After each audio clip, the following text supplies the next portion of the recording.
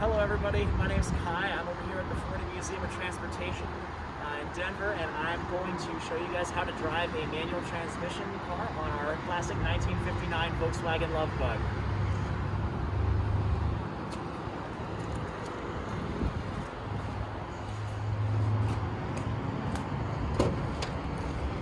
The Volkswagen Bug is a very unusual design of car. It has the engine in the back and the trunk space in the front. So you see here in the front, we've got spare tire, fuel tank, and what little trunk space there is here in the front.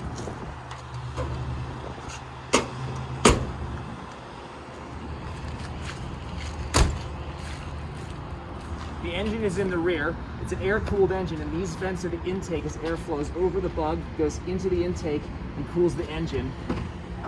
That means that there is no radiator inside here.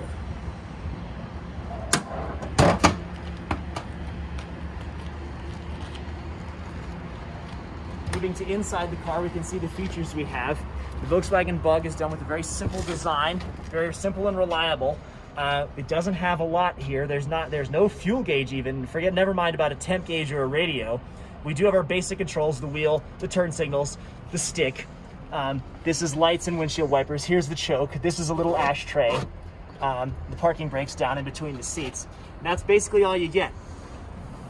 All right, so to drive a classic Love Bug like this, you have to do a couple more steps than driving, an automatic transmission, a fluid drive, or hydromatic transmission that many people are used to driving today. The engine is geared directly to the wheels via the transmission, and therefore cannot slip like when you're in an automatic and you sit at a stoplight and the transmission is just slipping while you're holding the brake. In this car, and in any classic manual, you have to have it in neutral or have the clutch in when the car is stopped, because otherwise the engine is stopped too. The engine and the wheels are directly linked unless you have it neutral.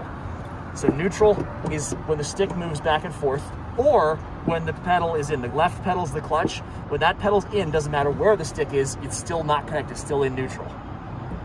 So to drive it, you start it up, first gear, let the clutch out very slowly, give about 1.5 seconds to let it out, and give it some gas while you're doing it, and you'll start to creep forwards.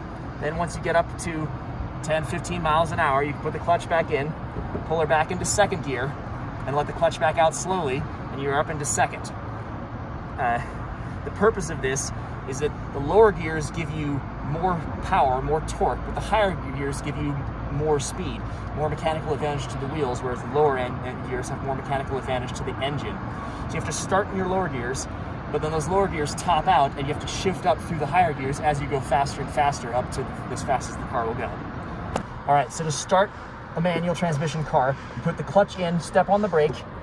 You can start it in any position, but it's best to be in neutral for safety. Here's the parking brake. Clutch in, step on the brake, choke out if you're cold.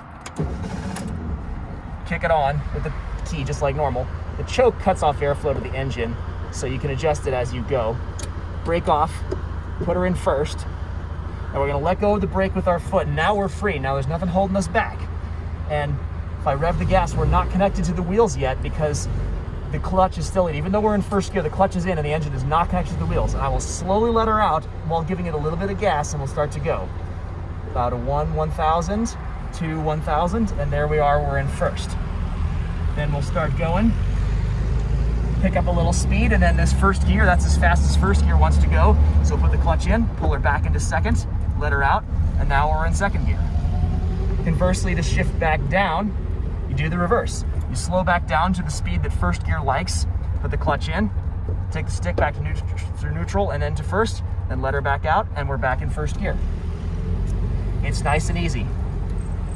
Takes some getting used to, though, I must say.